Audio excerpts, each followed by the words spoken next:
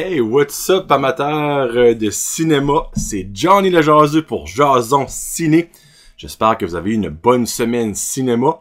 Moi, c'était actually vraiment une bonne semaine. Je crois que c'était ma meilleure semaine overall depuis que j'ai commencé Jason Ciné. Parce que je dirais à chaque semaine, il y a comme un bon film, puis un film. Cette semaine, c'était 2 bons films. Puis, avant de commencer, premièrement, on va parler de Stuber, Lion King et la bande-annonce de Kingsman. Ça vous sonne peut-être une petite chose à l'oreille. Je vous dis c'est quoi tantôt. Mais là, comment je peux dire ça? C'est Comic-Con qui est présentement, c'est la dernière journée, j'enregistre dimanche cette semaine. C'est la dernière journée de Comic-Con. Et là, on a eu de la nouvelle partout. On a eu le premier trailer du prochain Top Gun Maverick, elle a vraiment de l'air bon. On a eu la nouvelle que le original John Connor va être de retour dans Terminator Dark Fate. Après ça, il y a aussi la première bande-annonce de la télésérie de Netflix de Witcher qui a vraiment de l'air bon. Il y a aussi un autre extended thriller du HBO de Watchmen. Il y a eu un extended thriller de His Dark Material. Après ça, il y a eu aussi un autre thriller de It 2. C'est encore plus freaky que les autres. Les autres thrillers. Après ça, là, évidemment, hier, c'était le panel de Marvel. Et bobo, il y a de la nouvelle opus carré là. Ça fait que ça, je vais faire, c'est que je vais vous dire en gros ce qu'ils ont annoncé. Puis quand que le D23, qui est comme genre l'autre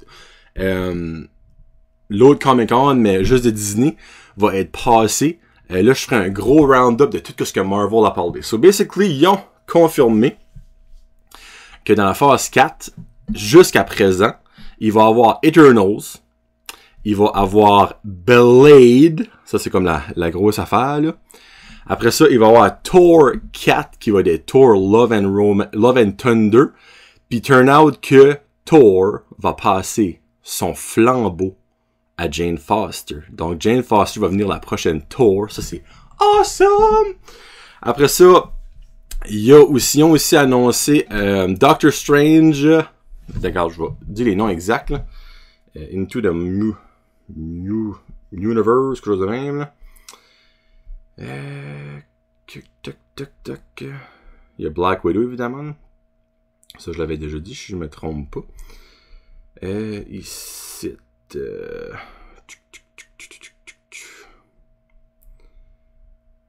Ce sera pas long tout le monde. Je l'avais ouvert, mais il a fermé. Puis évidemment, ils ont annoncé une batch de séries qui va être D23. Il y a The Falcon and the Winter Soldier.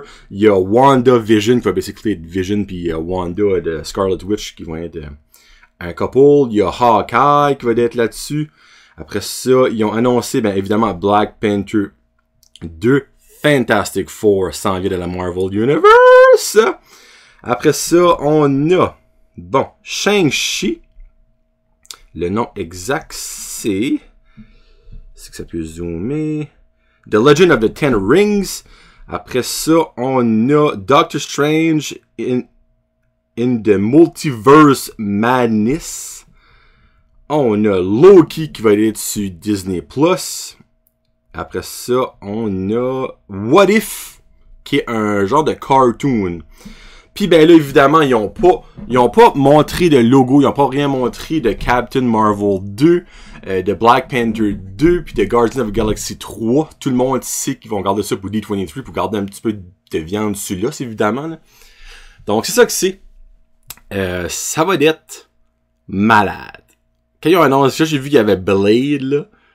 Wow! Ça va être épique, ça va être mental, là. Puis après ça, qu'ils annoncent que Jane Foster va devenir Thor. Il y a plein de bouts awesome là-dedans. Donc, je ferai un gros round-up en détail de tout ça. Eternals, il y a Angelina Jolie qui va être là-dedans. Ils ont déjà annoncé ça. Puis il y a d'autres acteurs qui sont comme connus, mais en tout cas, un gros round-up va être fait quand que ça va tout être fini d'être annoncé. On commence ça avec Stuber. Puis je lui donne quand même pas pire, 3.5 jaseux sur 5. Stuber, c'est l'aventure de Stu, qui est un Uber driver. Ça n'a pas pris longtemps à trouver le concept, hein? Stuber. Puis ben Stu, lui, il travaille dans un magasin de genre de outdoor. Puis là, mais il est en amour avec une fille qui est en amour avec des super top models. Puis lui, il est un top model. Puis ben, il fait basically tout pour elle. Il est même co-signataire d'une business que elle start puis que lui fait croire que c'est son rêve, genre des spinning class. Mais tout ça, dans le fond, pour entrer de ses culottes. Puis ben, finalement, au cours du film, on apprend qu'ils ont déjà fait l'amour quand il était chaud, puis que les deux de leur côté, on n'a pas parlé après.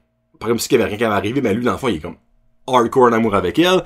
Puis ben, dans le fond, il sort de la job, puis il ramasse son Uber, puis là, ben, il y a une call de Dave Bautista, qui, là-dedans, je me rappelle comme plus de son nom, pas être bien honnête, là.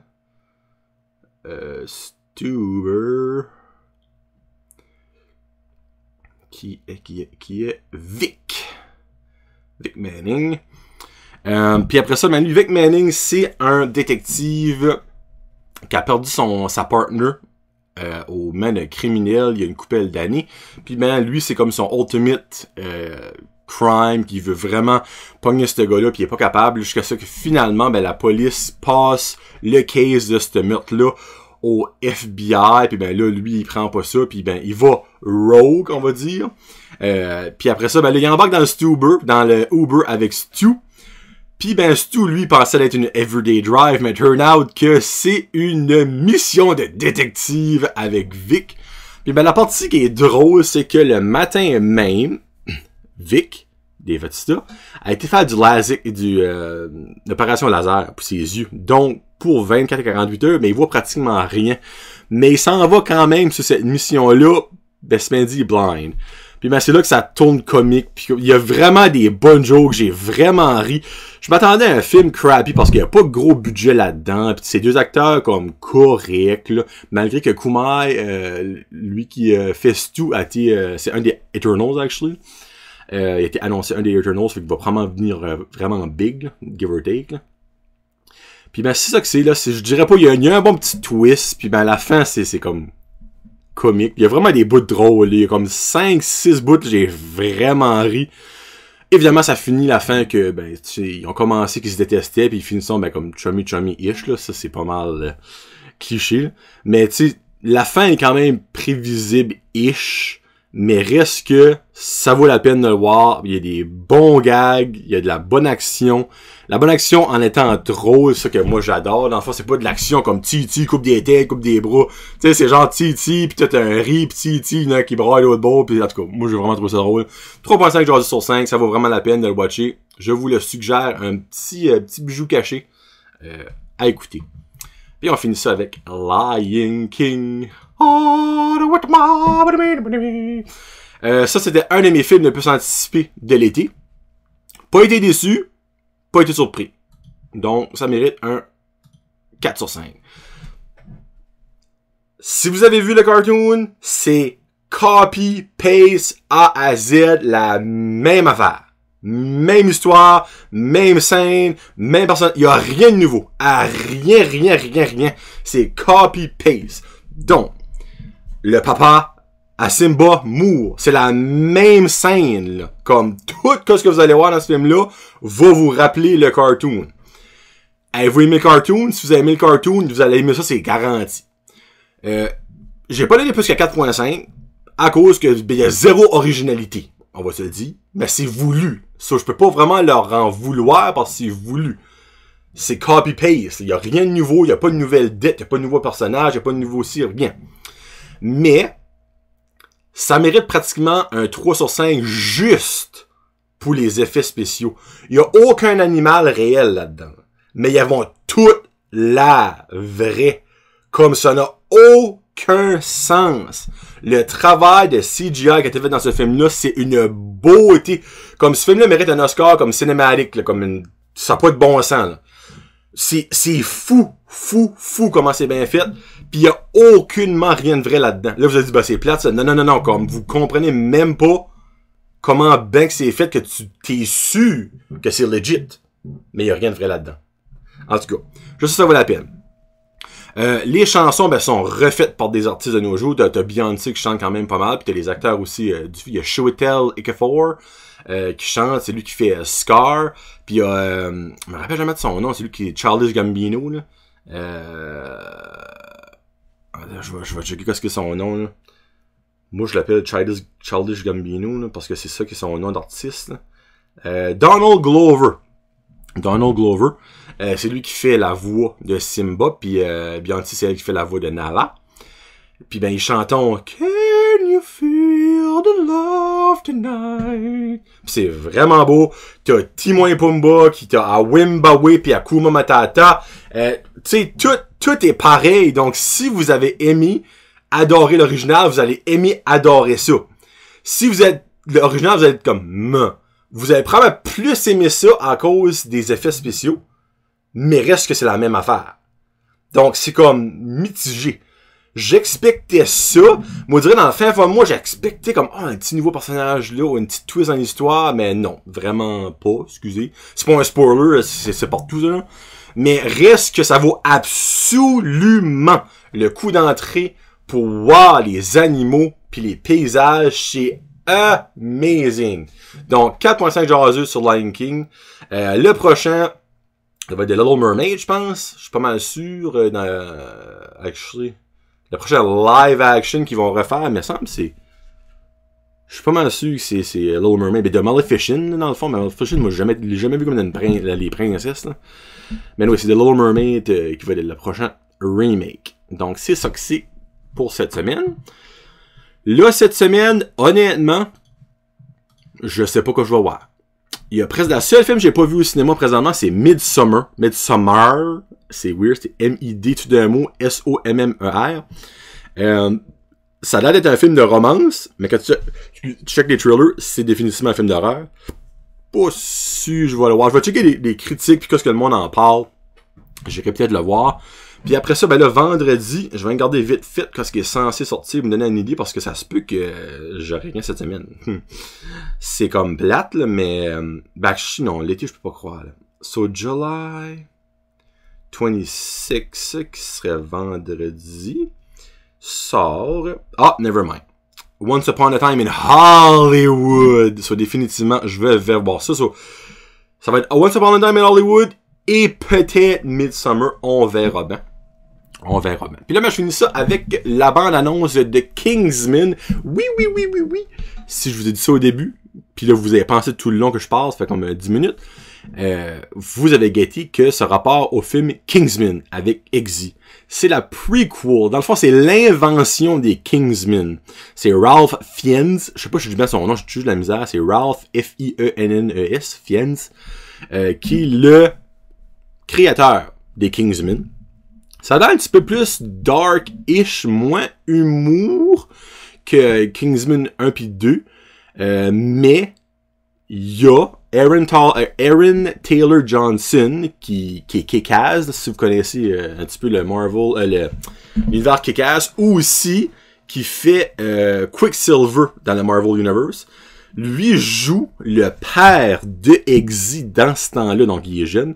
Parce que dans le premier, Kingsman Secret Service, qu'est-ce qui est le personnage de Henry, qui va apporter comme un token à la famille Eggsy en 97. Puis ça, c'est Kingsman est dans les films des début 1900. Donc c'est le papa Eggsy, dans le fond, on va le voir là-dedans en personnage. On l'a jamais vu legit dans les Kingsman originales. Puis aussi, ça a été filmé en même temps que Kingsman 3, qui va sortir l'été prochain. Donc, la trailer, tu vois, c'est un teaser trailer, mais tu vois quand même pas mal de stuff. Basically, c'est toute une affaire de guerre. Dans le fond, eux autres se révoltent contre la guerre.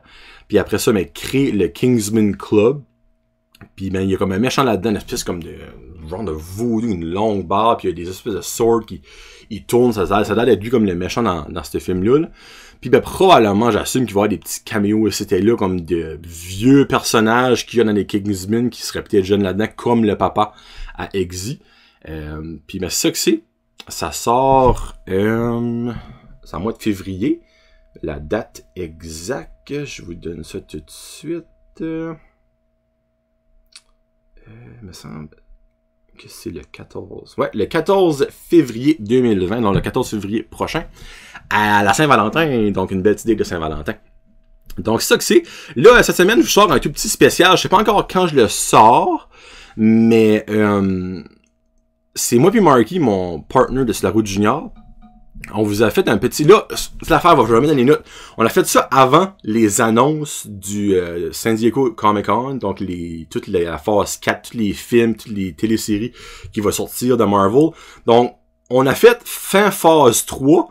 C'est quoi nos 5 films préférés depuis les débuts Marvel? Nos 5 films qu'on a le moins aimés depuis les débuts Marvel. Nos 5 héros préférés et nos 5 villains préférés.